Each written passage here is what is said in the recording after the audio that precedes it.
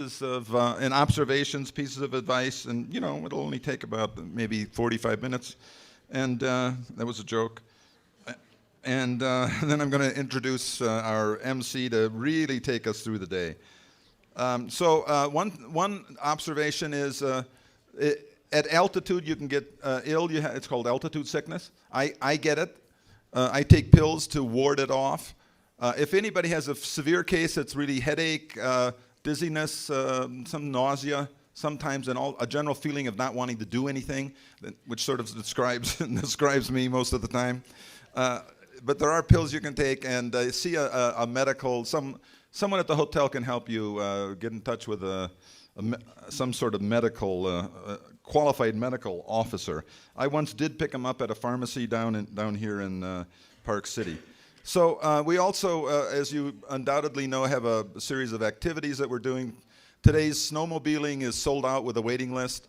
It is possible to arrange snowmobiling tomorrow, sort of on your own. But we can put you in touch with the outfitter, and it's a lot of fun if you get handful of people together, go down and have some fun tomorrow afternoon.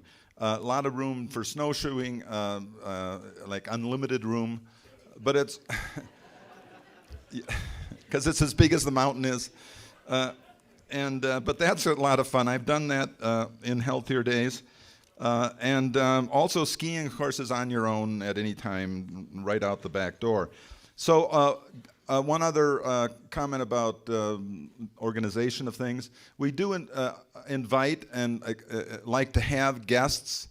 At the evening activities. There is a charge.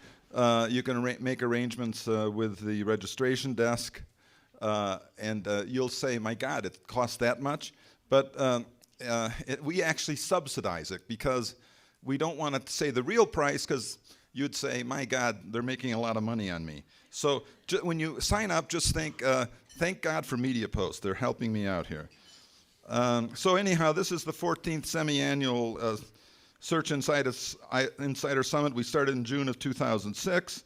We first came to Deer Valley in the fall of 2007. It's the 6th time here. We've been at various resorts. We've never been to Stein Eriksen Lodge with this show before. Have we? Does anybody remember being here before?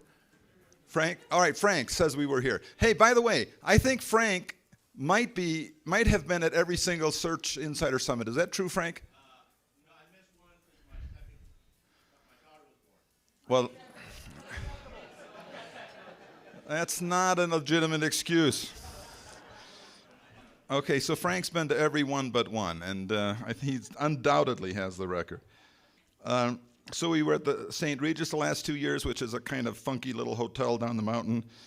This is the original 5-star resort up here at Deer Valley, and we're like in Norway right now. It's kind of a fun place. We're glad to be back. So I was saying to some other people that we've had a bit of a funny year at MediaPost. We're actually down in revenue. I could give you my theories about all that. It's not because we're no good, of course. But we've been down substantially all year in revenue. But suddenly, in December, this summit and also the email summit, which we just finished. In fact, we finished it yesterday at noon, and then this one started yesterday at 6. They were both up in our record for us in terms of attendance and sponsor support, and we're very appreciative of that, of course. But we also are sort of quizzical. What the heck's going on? And I have various theories, which I'm not going to go into deeply here. But I'm hoping that it might be a harbinger. It's a fancy word that means something about the future, and of what 2013 might be like. There's been a lot of uncertainty in the economy for a long time, and it might be that Americans are finally thinking, well, hey, we do have a recovery, and we do have some direction. Not to be political. So I'm hoping it means something. But it might not, because stuff happens, it comes and goes.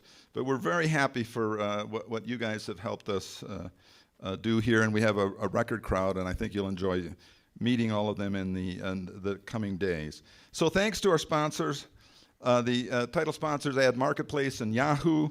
We have presenting sponsors. You heard from Boost CTR this morning. Closed Loop is presenting at noon, and Ignition One is also presenting tomorrow. I think I might have missed a presenting sponsor. Okay, I got it. All right, and of course, all the sponsors are arrayed frequently on the signage behind you, and we appreciate all their support. I do want to thank also. I'm going on and on, aren't I, Rob? The programming committee. Lori Sullivan is programming chair. She's also our lead search reporter, and she was ably assisted by a programming committee consisting of Janelle Larrivee, Craig McDonald, George Mickey, Henry Park, Marty Weintraub. I think most of those people will be with us. A few had conflicts and couldn't make it, but we appreciate all their help and support. And then, without further ado, I'm going to introduce Rob Griffin, a man who probably doesn't need an introduction. Is there anybody in this room who doesn't know who Rob Griffin is? Because frankly, I've lost his bio.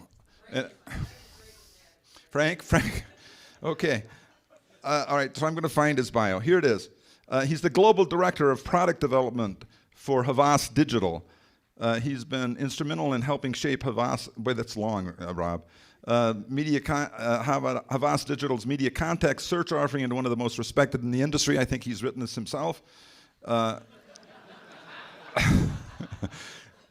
He provides strategic guidance and leadership to a dedicated search data and analytics products division, et cetera. You can actually read this at our website, but he's a great guy, and he is had a long time. I'm going to tell one little story, which is almost true. He's been a great friend of the Search Insider Summit since its founding, I think, practically. He might have been at the first one or two. And I have this story about him. He met his wife here. They got married here at one of the Search Insider Summits, and his first baby was born at a Search Insider Summit. So it's almost true. Born, maybe not. Conceived, that's another story. So here's Rob for our MC the next 3 days.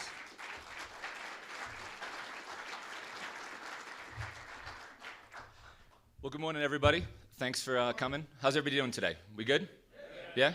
Nobody stayed out too late last night? The first night's usually a light one. Everybody goes home early, and Aaron Golden ditched me in town last night, but that's another story. That's okay.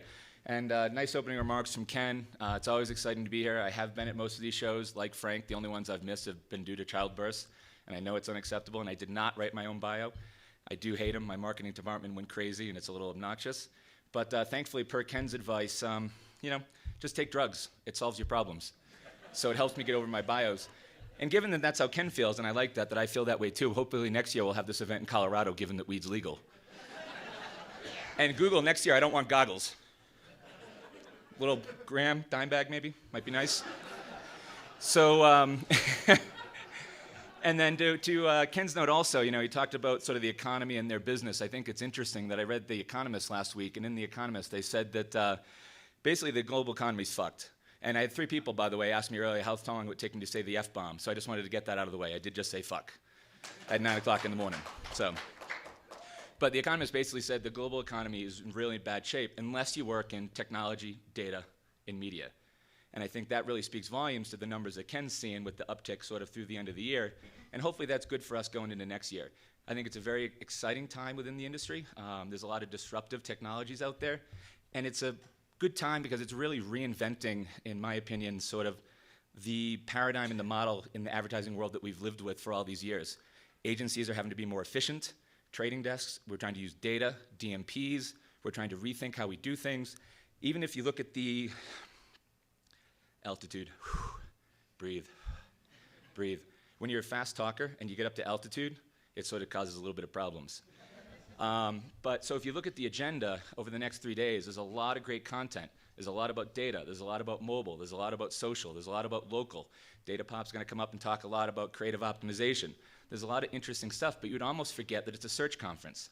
And what's interesting about that is I think search is really at the epicenter of the revolution going on with our industry as we reinvent, because search is really the group of people that have been in the market using data to dynamically optimize, to programmatically buy inventory, and use data in systems that were DMPs before we had DMPs.